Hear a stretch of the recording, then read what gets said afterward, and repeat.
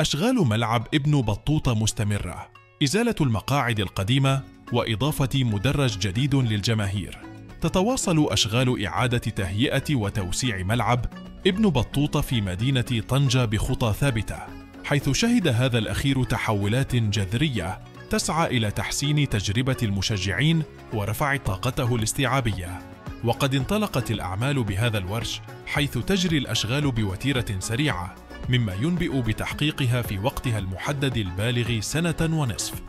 وتشمل أهم ملامح هذه الأشغال تغيير الوجه الجمالي للملعب بشكل كامل، حيث تمت إزالة جميع المقاعد القديمة واستبدالها بأخرى جديدة، وتغيير لونها السابق الذي كان يجمع بين الأصفر والأزرق، حيث من المرتقب أن تعزز هذه الإصلاحات من جاذبية الملعب وتجعله مكاناً مميزاً لاستضافة الفعاليات الرياضية والترفيهية.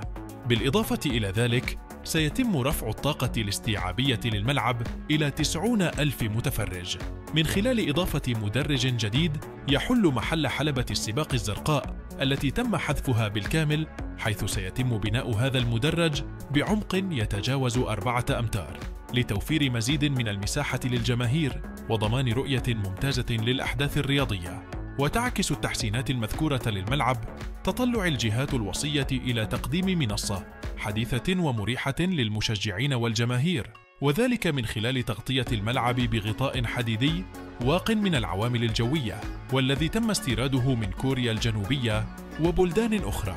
وسيتيح هذا الغطاء إقامة الفعاليات في أي وقت من السنة دون تأثرها بتقلبات الطقس.